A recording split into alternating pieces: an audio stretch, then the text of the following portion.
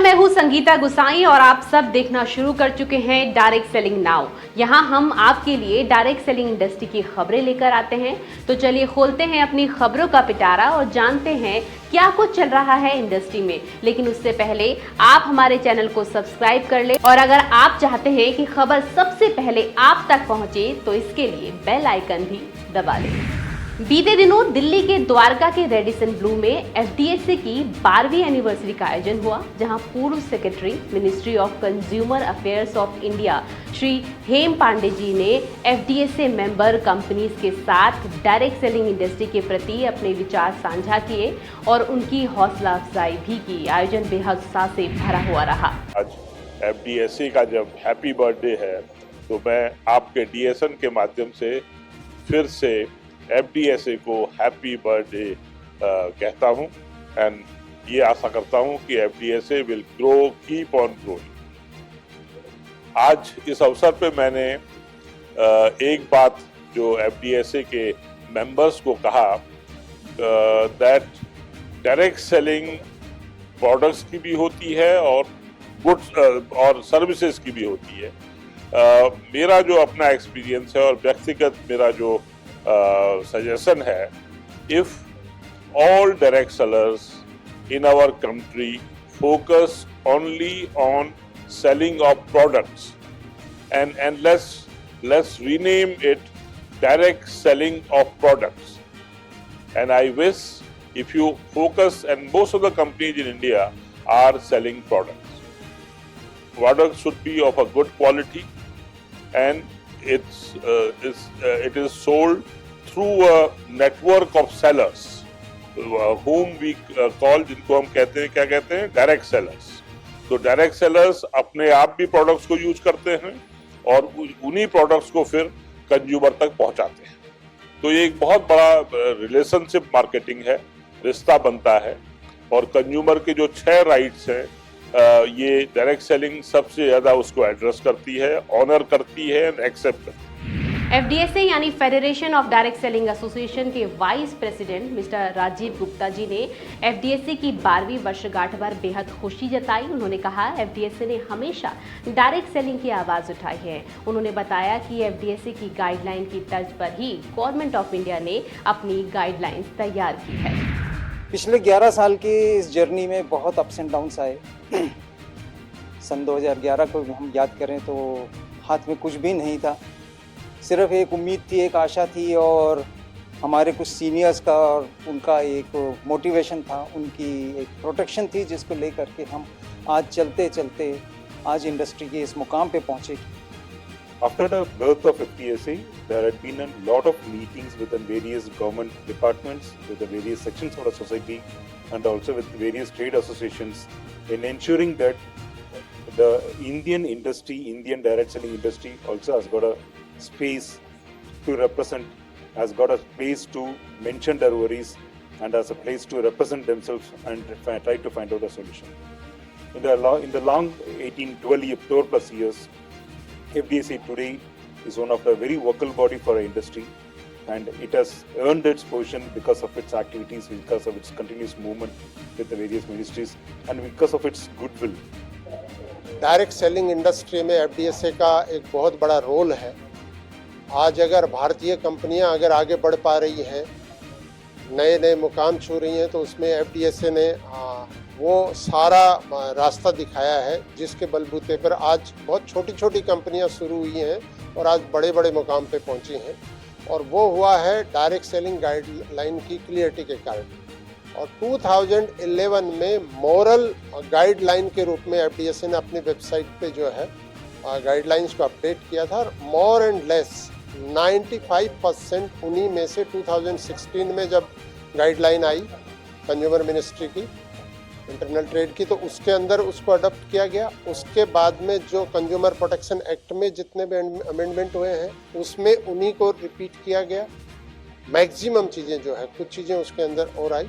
और आज के दिन में हम लोग देख रहे हैं कि एफडीएसए जो है, एफडीएसए की बनाई गई गाइडलाइंस के ऊपर जो है गवर्नमेंट की जितनी भी बॉडी हो, कंज्यूमर मिनिस्ट्री हो, चाहे फाइनेंस मिनिस्ट्री हो, चाहे दूसरे जितने भी डिपार्टमेंट में कहीं भी इफेक्ट होता है, एफडीएसए को एक बड़े ऑर्गेनाइजेशन के रूप में जो है एक मान्यता मिली, और उसका रीज़न ये है कि एफडीएसए 2011 से लेके और टिल नाउ, चाहे वो गाइडलाइन से रिलेटेड हो, चाहे डायरेक्ट सेलिंग सेलर्स को प्रोटेक्ट, क्योंकि डायरेक्ट एफडीएसए का मूल काम जो है कंपनियों को प्रोटेक्ट करना नहीं है, इंडस्ट्री को प्रोटेक्ट करना है, डायरेक्ट सेलर्स को प्रोटेक्ट करना है।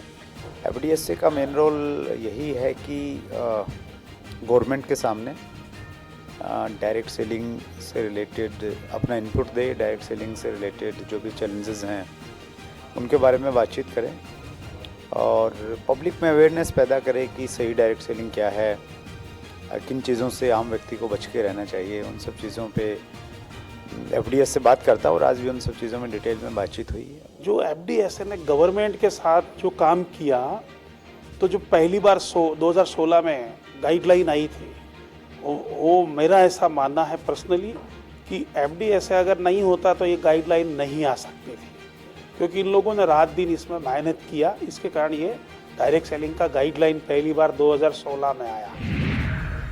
इसके साथ ही मिस्टर राजीव गुप्ता जी ने बताया कि जिस तरीके से इंडस्ट्री की गाइडलाइंस बनवाने के लिए एफडीएसए ने जी तोड़ मेहनत की है, उसी प्रकार एफडीएसए ने इंडस्ट्री की भलाई के लिए मिशन ऑफ अवेयरनेस नाम से एक नए मिशन की शुरुआत की है, जिसके माध्यम से इंडस्ट्री में घटित हो रही सभी गलत और गैरकानूनी चीज़ों के बारे में लोगों को जागरूक करवाया जाएगा।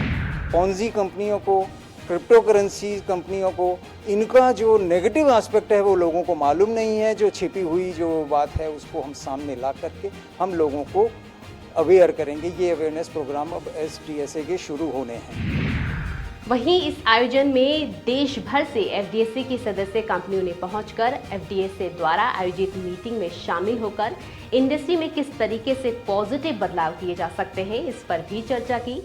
वहीं पहले से एफडीएसए से जुड़ी हुई कंपनियों ने federation of direct selling association को इंडस्ट्री के लिए बेहद अहम बताया। I am very happy to say that I am a founder member of FDSA. The big reason behind why we are in FDSA is, see, every business has its own association. So when we are in direct selling industry, we are facing lots of challenges in the market, and we need a common platform to address the market, both for the security of the company as well as for our distributors. In that case, FDSA came as a rescue, and now today we are celebrating the 12th anniversary of FDSA, and we joined FDSA to serve the Indian people, both helping them to build their future financially. जब university start करने का decision लिया था, सबसे पहले जो direct selling industry को protect कर सकता है, सेफली बिजनेस कर सकता है, उससे पहले ढूंढा था जो एफडीएसए का मेंबरशिप लिया। मतलब कोई भी चैलेंजेस हमारे सामने आता है, एफडीएसए से उसका सोल्यूशन मिल जाता है, और डायरेक्ट सेलिंग इंडस्ट्री में गाइडलाइन के लिए एफडीएसए का भी बहुत बड़ा एक हाथ है। I am very happy and proud to be a part of FDSA. As a EXCO member South, this organization done for the country wonderful things. I am very, very happy because this industry is a big industry. FDSA contribution is a big in this industry. इसके साथ ही इस आयोजन में 3 और नई कंपनियां रेनेटेस wellness private limited, PHS fit private limited, विनफिनिट मार्केटिंग प्राइवेट लिमिटेड ने एफडीएसए का हिस्सा बनने पर बेहद खुशी जताई। कंपनियों की तरफ से आए डायरेक्टर्स ने डायरेक्ट सेलिंग इंडस्ट्री के लिए कई सालों से काम कर रही एसोसिएशन एफडीएसए की सराहना करते हुए इसका हिस्सा बनने पर गर्व जताया। Today is a good day for us. We have taken the membership in FDSA. So today onwards, we are one of the members in this wonderful organization called FDSA. Basically, this organization is giving protection for both consumers as well as the companies who are really working the right track. नए companies Hindustan में शुरुआत हो रहा है।